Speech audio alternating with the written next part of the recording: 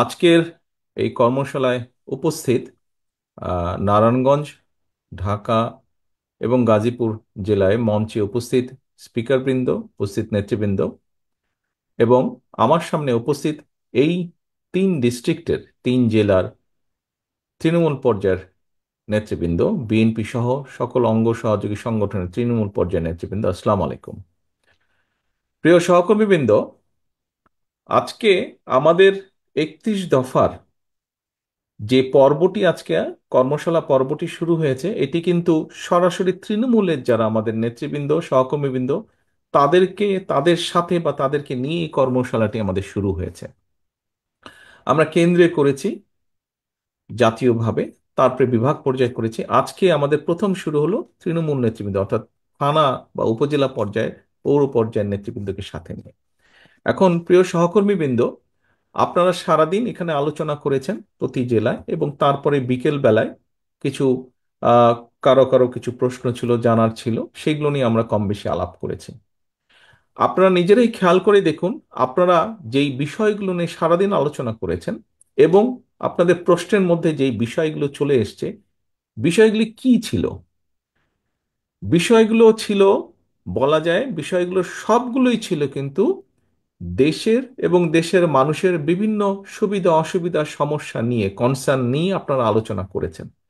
কেন আপনারা এই বিষয়গুলো আলোচনা করেছেন? খুব সহজভাবে যদি বলতে হয়, আপনারা যেই নেতৃবৃন্দ আজকে আমার সামনে বসে আছেন, থানা বা উপজেলা পর্যায়ে বা পৌরসভা পর্যায়ের নেতৃবৃন্দ, আপনারা কিন্তু প্রতিনিয়ত মানুষের সাথে, সাধারণ মানুষের সাথে উঠছেন, বসছেন, কথা বলছেন, দেখছেন, জানছেন, শুনছেন তাদের কাছ থেকে, এবং তাদের চিন্তা ভাবনার রিফ্লেকশনগুলোই কিন্তু আপনাদের প্রশ্নের মাধ্যমে উঠে এসেছে। এখন প্রিয় সহকর্মীবৃন্দ, আলোচনায় মোটামুটি ভাবে আপনারা বুঝতে পেরেছেন যে আমরা 31 দফার মাধ্যমে দেশ এবং দেশের মানুষকে নিয়ে ভবিষ্যতে কি চিন্তা করছি, কিভাবে রাষ্ট্রের কাঠামোর কিছু মেরামত করা সম্ভব হয়। আমরা বিগত যেই পলাতক স্বৈরাচারের বিরুদ্ধে দল মত নির্বিশেষে, শ্রেণী পেশা নির্বিশেষে প্রতিটি মানুষ আমরা দেখেছি কিভাবে জুলাই আগস্ট মাসে নেমে এসেছিলেন রাজপথে। এই সকল মানুষকে সাথে নিয়ে, এই সকল মানুষের কম বেশি সকলের যেই প্রয়োজন, তাদের যেই চাওয়া প্রত্যাশা, দেশকে নিয়ে, ভবিষ্যৎকে নিয়ে, তার একটি সমষ্টিগত চিন্তার প্রতিফলন আমাদের এই 31 দফা।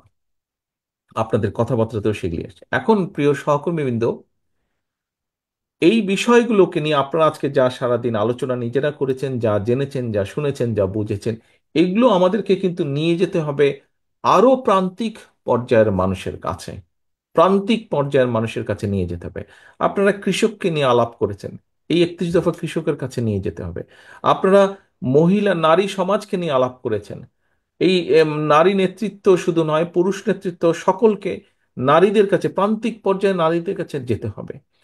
আপনারা আলাপ করেছেন মিল কারখানার শ্রমিকদেরকে নিয়ে, তাদের কাছে যেতে হবে। শিক্ষা নিয়ে আলাপ করেছেন, ছাত্র এবং শিক্ষকদের কাছে যেতে হবে, অর্থাৎ সমাজের প্রতিটি শ্রেণীর সাথে ব্যাপারে আপনারা আলাপ করেছেন, তাদের কাছে যেতে হবে। কারণ আমাদের মূল লক্ষ্য বা টার্গেট, আমরা যখন অতীতে, অর্থাৎ বিএনপি বাংলাদেশ জাতীয়তাবাদী দল শহীদ রাষ্ট্রপতি জিয়াউর রহমানের নেতৃত্বে এবং পরবর্তীতে দেশনেত্রী খালেদা জিয়ার নেতৃত্বে আমরা যতবার দেশ পরিচালনার সুযোগ পেয়েছি বাংলাদেশের জনগণের সমর্থনকে নিয়ে, আমরা প্রতিবার চেষ্টা করেছি এই দেশের মানুষের ভাগ্যের পরিবর্তন ঘটাতে, দেশটাকে আগিয়ে নিয়ে যেতে, আমরা এগিয়ে নিয়ে যেতে আমরা চেষ্টা করেছি মানুষের যাতে কিছুটা বেটার থাকে, মানুষ কিছুটা ভালো থাকে।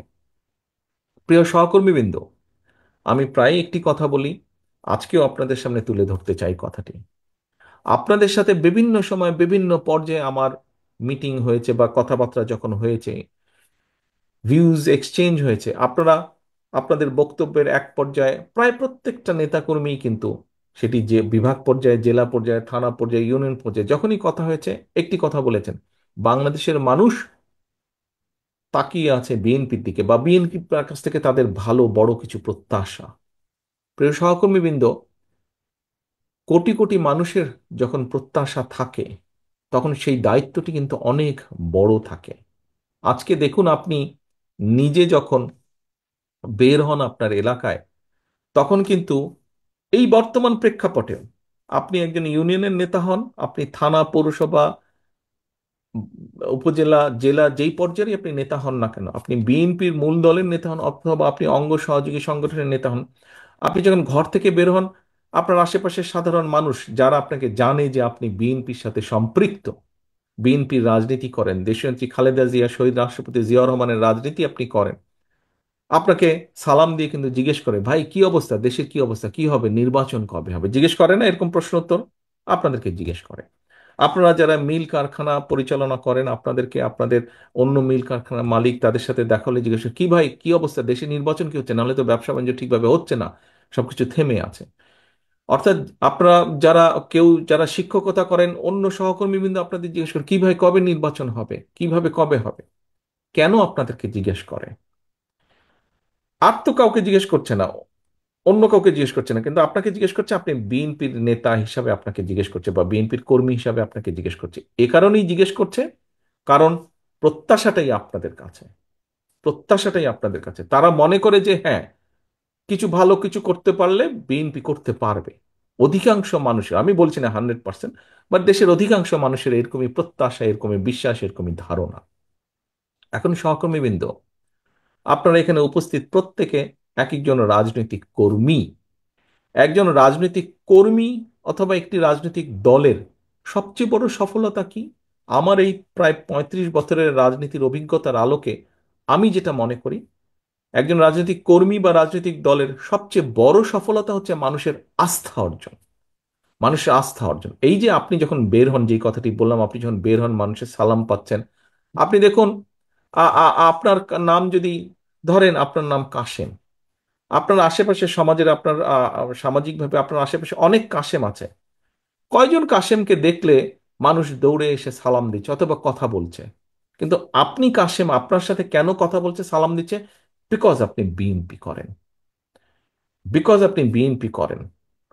আপনার সাথে অথবা তার সাথে, সেই ব্যক্তিটির সাথে যারা সালাম দিচ্ছে, যাদের কনসার্ন আছে, যারা জানতে চাইছে, তাদের, তারা মনে করে যে তাদের ভাগ্যের সাথে আপনার একটি বিষয় জড়িত আছে, আপনার কথাবার্তা, উঠা বসা, আপনার বক্তব্য, বিবৃতি, আপনার কাজকর্মের সাথে তাদের ভাগ্য কম বেশি জড়িত আছে, তাদের ভবিষ্যৎ জড়িত আছে। সেজন্যই আপনাকে জিজ্ঞেস করে, আপনার উপর আস্থা রাখতে পারে, ভরসা রাখতে পারে। প্রিয় সহকর্মীবৃন্দ, আমার মূল যে কথাটি ছিল এখানে বলার, সেটি হচ্ছে যে এই যে আপনার উপর আস্থা ভরসা রাখছে, এই যে এটাই হচ্ছে আপনার সবচেয়ে বড় সফলতা একজন রাজনৈতিক কর্মী হিসাবে, যে মানুষ আপনার উপরে আস্থা রাখছে, বিশ্বাস করছে আপনাকে, একটি রাজনৈতিক দলের। এই যে আপনারা কর্মসূচি ডাক দিলে, আমরা যখন কর্মসূচি ঘোষণা করি, হাজারো লক্ষ মানুষ সেই কর্মসূচিতে অংশগ্রহণ করে। কেন? মানুষের আস্থা বা বিশ্বাস। এখন সহকর্মীবৃন্দ, এই বিশ্বাস, আপনি যে পর্যায়ের নেতা হন, বিশ্বাস রাখুন মনের মধ্যে, আপনি যে পর্যায়ের নেতা হন সেটি বিষয় নয়।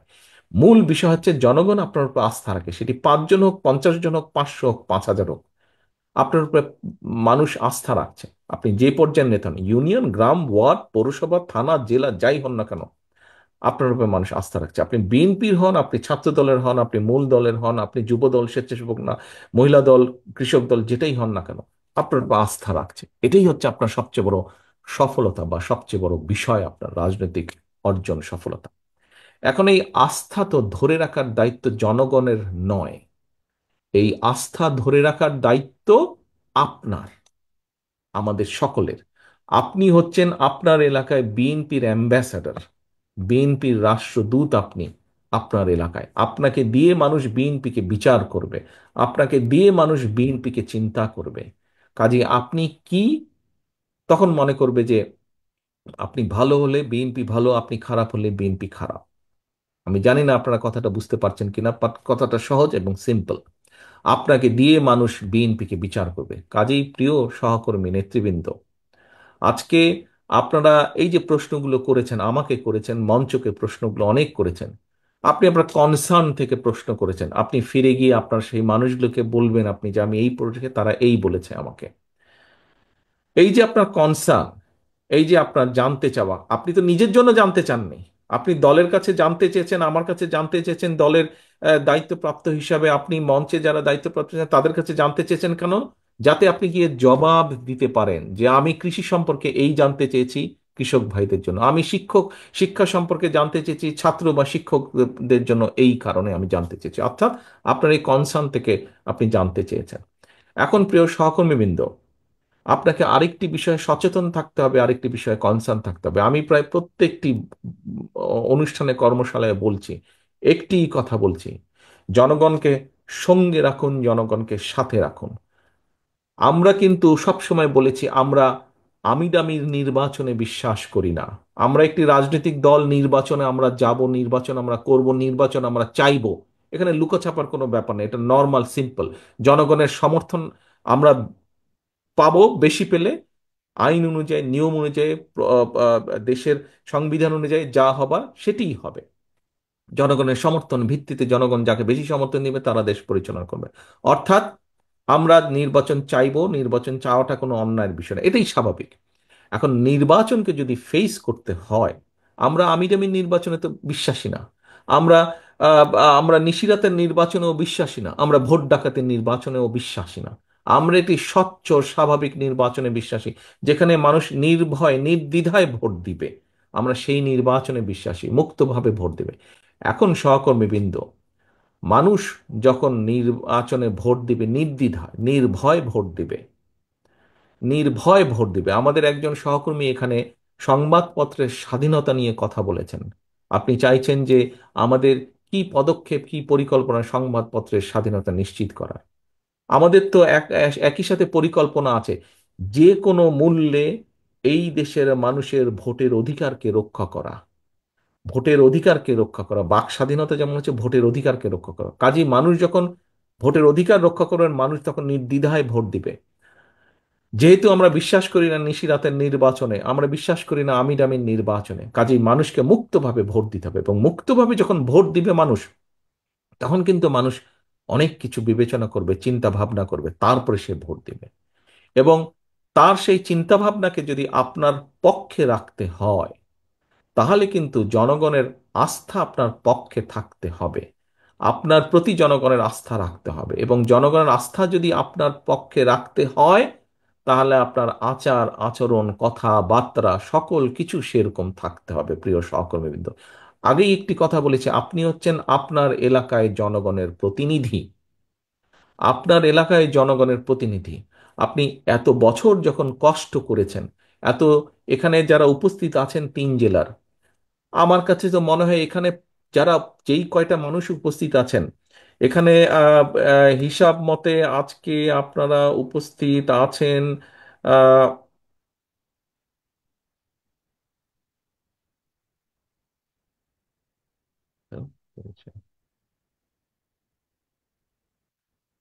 আপনারা আজকে গাজীপুর থেকে, আমার হিসাবে আমি যে হিসাব পেয়েছি, গাজীপুর থেকে প্রায় 810 জন উপস্থিত আছেন, ঢাকা জেলায় আছেন 750 জন, নারায়ণগঞ্জে আছেন 965 জন মানুষ উপস্থিত আছেন। এই যে প্রায় 3000-এর কাছাকাছি মানুষ যে আপনারা উপস্থিত আছেন এখানে, বলে দেওয়া যায় মোটামুটি যে প্রত্যেকটা মানুষের বিরুদ্ধে না হলেও একটি করে হলো, এই স্বৈরাচারের আমলে একটি করে হলো মিথ্যা বা গায়েবী মামলা আছে, মিনিমাম। আছে না? প্রত্যেকটি মানুষের নামে আপনাদের আছে। এই যে হাত তুলেছে সবাই, না গাজীপুর থেকে আছে। এখন প্রিয় সহকর্মী, এই যে ঢাকা জেলা থেকে হাত তুলেছে, আহ নারায়ণগঞ্জ থেকেও হাত তুলেছে, প্রত্যেকটা মানুষ। এখন এই যে বিগত 15 বছর আপনারা এত অত্যাচার, নির্যাতন, মিথ্যা মামলা, গায়েবী মামলা সহ্য করেছেন। আমাদের বহু নেতাকর্মী আছেন, বহু নেতাকর্মী আছে যাদের স্বজন মারা গিয়েছে, আপনজন বাবা মা মারা গিয়েছে, তাদেরকে হ্যান্ডকাফ পরিয়ে জানাজায় নিয়ে গেছে। আমাদের সহকর্মীবৃন্দ হ্যান্ডকাফ পরা অবস্থায় হাসপাতালে ফ্লোরে মৃত্যুবরণ করেছে। আমাদের সহকর্মীবৃন্দ হাত করা অবস্থায় জেলের ভিতরে মৃত্যুবরণ করেছে। যেই দলের নেতাকর্মীরা এত অত্যাচার নির্যাতন সহ্য করে এই পর্যন্ত আপনারা এসেছেন, এই পর্যন্ত দলের ঐক্যকে ধরে রেখেছেন, এই পর্যন্ত জনগণের আস্থাকে ধরে রেখেছেন, আমাদের ভেতরে যদি কেউ নিজের স্বার্থ হাসিলের জন্য এই আস্থার কে আঘাত করে, এই আস্থাকে, বিশ্বাসকে, জনগণের আস্থা বিশ্বাসকে নষ্ট করে নিজের স্বার্থ সিদ্ধির জন্য, ব্যক্তিগত স্বার্থ সিদ্ধির জন্য, আমার অনুরোধ থাকবে আপনাদের সহকর্মী হিসেবে, প্রত্যেকের কাছে অনুরোধ থাকবে, আপনাদের নেতা হিসেবে আপনাদের প্রত্যেকের প্রতি আমার নির্দেশনা থাকবে, শক্ত হাতে সেই লোকগুলোকে দমন করতে হবে আপনাদের। শক্ত হাতে সেই লোকগুলোর বিরুদ্ধে আপনাদেরকে ব্যবস্থা নিতে হবে। কেন নিতে হবে, কেন আপনাদেরকে এই কথাটি বলছি? আগেই বলেছি, 3 জেলার আপনারা যারা এখানে উপস্থিত আছেন, প্রত্যেকে আপনারা কিন্তু আজকে এখানে নেতা হিসাবে উপস্থিত হয়েছেন। এই যে কর্মশালায় উপস্থিত হয়েছেন, নেতা হিসাবে উপস্থিত হয়েছেন। আপনার অধীনস্থ অনেক নেতাকর্মী আছে, প্রত্যেককে আপনাদের খেয়াল রাখতে হবে। তাদের অধীনে আবার যারা আছে, খেয়াল রাখতে হবে যাতে নিজের স্বার্থ হাসিলের জন্য দলের সুনাম কেউ নষ্ট করতে না পারে, নষ্ট করতে না পারে। এটি খেয়াল রাখতে হবে প্রিয় সহকর্মী। প্রত্যেক জায়গায় আমি এই কথা বলছি। আরেকটি কথা আপনাদের সামনে উল্লেখ করতে চাই। দেখুন, স্বৈরাচার, আপনারা এখানে পোড় খাওয়া প্রত্যেকে রাজনীতিবিদ, প্রত্যেকে পোড় খাওয়া রাজনীতিবিদ। হ্যাঁ, আমরা আজকে 31 দফা নিয়ে আলোচনা করেছি। 31 দফা নিয়ে আমরা 31 দফার ভিতরে আমরা দেশের শিক্ষা নিয়ে আলোচনা করেছি, দেশের মানুষের স্বাস্থ্য নিয়ে আলোচনা করেছি, দেশের যুবকদের ভবিষ্যৎ প্রজন্মের কর্মসংস্থান নিয়ে আমরা কম বেশি আলোচনা করেছি, দেশের শিল্প নিয়ে আমরা আলোচনা করেছি, কৃষি নিয়ে, মহিলা নারী সমাজকে নিয়ে আমরা আলোচনা করেছি। প্রত্যেকটি, প্রায় অলমোস্ট প্রত্যেকটি কম বেশি সাবজেক্ট নিয়ে আলোচনা করেছি। এখন আমরা যদি রাষ্ট্র মেরামত করতে চাই, আমরা যদি আমাদের এই কর্মসূচিগুলি, পরিকল্পনাগুলো যদি আমরা সফল করতে চাই, এগুলি বাস্তবায়ন আমরা করতে চাই, তাহলে অবশ্যই আমাদেরকে রাষ্ট্র ক্ষমতায় যেতে হবে জনগণের সমর্থন নিয়ে। তাহলে অবশ্যই আমাদেরকে সরকার গঠন করতে হবে জনগণের সমর্থনকে নিয়ে, সহকর্মী বৃন্দ। তা না হলে, আমরা যদি সেটি করতে সক্ষম না হই, আমাদের এতদিনের আন্দোলন ব্যর্থ হয়ে যাবে। আমরা যদি সেটা করতে সক্ষম না হই, তাহলে আমাদের এই যে সারাদিনের আলোচনা সভা, এইটি কর্মশালা, এটি আমাদের ব্যর্থ হয়ে যাবে। প্রিয় সহকর্মীবৃন্দ, আমরা দেশ নিয়ে যেই চিন্তা ভাবনা করছি, দেশের মানুষকে নিয়ে যেই চিন্তা করছি, যেই কর্মসূচিগুলো দিয়েছি আমরা 31 দফার ভিতরে, এগুলোকে সফল করতে হলে আমাদেরকে জনগণের সমর্থন প্রয়োজন। জনগণের আস্থার ভিতরে আমাদেরকে থাকতে হবে। এবং সে কারণে আমাদের প্রত্যেককে আমাদের অবস্থান থেকে যেটি সঠিক সেই কাজটি করতে হবে, যেটি অনৈতিক, যেটি খারাপ কাজ, সেটিকে আমাদের ত্যাগ করতে হবে, সেটির বিরুদ্ধে আমাদের প্রতিবাদ গড়ে তুলতে হবে। সেটির বিরুদ্ধে আমাদেরকে শক্ত অবস্থান নিতে হবে। কিছুক্ষণ আগে একটি কথা বলেছিলাম যে রাজনীতিবিদ হিসেবে, রাজনীতি কর্মী হিসেবে, রাজনৈতিক দল হিসেবে সফলতা কি? পিছনে যখন জনগণ থাকে। আপনারা প্রত্যেকেই কম বেশি জীবনে বহু মিছিল করেছেন। আপনি যখন মিছিল নিয়ে যান, মাঝে মাঝে কিন্তু আপনি পিছনে থাকেন, আরে ভাই আমার মিছিলটা কত বড়, একটু দেখি তো। যখন দেখেন মিছিলটা আপনার প্রত্যাশার চেয়ে বড়, আপনার নিজের মনটা, কলিজাটা বড় হয়ে যায় না? দেখতে ভালো লাগে না? তাহলে এখন ভাইয়েরা, সহকর্মীবৃন্দ, কেন আপনি মিছিলটি ছোট করতে চাইবেন? প্রতিপক্ষের মিছিল, প্রতিপক্ষ বলতে দলের ভিতরে বোঝাচ্ছি না, প্রতিপক্ষ বলতে অন্য রাজনৈতিক দলের সমাবেশ যখন দেখি ছোট, যাদেরকে আমরা মনে মনে ভাবি যে এটা তো আমার দল না, অন্য দলের মিটিং, এটা অন্য দল, আমার প্রতিপক্ষ রাজনৈতিক দল, যখন দেখি তাদের মিটিংটা ছোট, যখন দেখি তাদের জনসমাবেশ ছোট, যখন দেখি তাদের প্রসেশনটা, মিছিলটা ছোট, নিজেদের মনে তো একটু আনন্দ লাগে, তাই না? যে আমাদেরটা বড় ছিল, বিএনপিরটা বড় ছিল, বিএনপির মিছিল, বিএনপির মিটিং বড় ছিল। সহকর্মীবৃন্দ, আজকে আমাদেরকে প্রতিজ্ঞা করতে হবে কর্মশালা শেষে, আমরা যেমন এই কর্মশালার পরে আপনাদেরকে গ্রামে গ্রামে, ওয়ার্ডে ওয়ার্ডে, ঘরে ঘরে যেতে হবে 31 দফা নিয়ে। একইভাবে আমাদেরকে প্রতিজ্ঞা করতে হবে, শপথ নিতে হবে আজকের এই অনুষ্ঠানে, যে আমরা যাওয়ার সাথে সাথে, 31 দফাকে নিয়ে যাওয়ার সাথে সাথে আমরা জনগণের সমর্থনকে যে কোনো মূল্যে ধরে রাখতে হবে। কারণ বারে বারে বলেছি, আবার বলছি, প্রতিপক্ষের মিছিল সমাবেশ ছোট, আমাদেরকে আনন্দ দিচ্ছে, কিন্তু কোনোভাবেই যাতে আমাদেরটা ছোট না হয়। কারণ আজকে আপনারা যেটা বক্তৃতা বিবৃতিতে বলেন, অনেকেই এখানে বলেছেন, বিএনপি এই মুহূর্তে ইনশাল্লাহ আল্লাহর রহমতে বাংলাদেশের অধিকাংশ মানুষের সমর্থন এনজয় করছে। কাজেই এটা অনেকের হিংসার কারণ হয়ে দাঁড়িয়েছে, অনেক রাজনৈতিক দল অনেকের হিংসার কারণ হয়ে দাঁড়িয়েছে, এবং অনেক ষড়যন্ত্র শুরু হয়েছে। সবসময় দেখেছেন, সবসময় আপনারা খেয়াল করে দেখুন, যারা এই দলের সাথে বহু বছর যাবৎ জড়িত আছেন, এখানে আমার সামনে অনেকে উপস্থিত আছেন যারা শহীদ জিয়ার সময় থেকে এই দলে জড়িত আছেন। আমরা সেই 81 সাল থেকে দেখেছি, 81 সালের আগে থেকে দেখেছি কিভাবে জাতীয়তাবাদী দলের বিরুদ্ধে বিভিন্ন সময় ষড়যন্ত্র হয়েছে, দেশের ভিতরে এবং দেশের বাইরে, আন্তর্জাতিকভাবে। কাজে ষড়যন্ত্র কিন্তু থেমে থাকে নাই। এবং এই দলের বিরুদ্ধে ষড়যন্ত্র যখন হবে, ধরে নিতে হবে আপনাকে সেই ষড়যন্ত্র শুধু এই দলের বিরুদ্ধে না, সেই ষড়যন্ত্রের অংশের মধ্যে আছে আরেকটি ষড়যন্ত্র, যেটি হচ্ছে এই বাংলাদেশের বিরুদ্ধে, বাংলাদেশের স্বাধীনতার বিরুদ্ধে, সার্বভৌমত্বের বিরুদ্ধেও ষড়যন্ত্র অব্যাহত রয়েছে, থেমে যায়নি।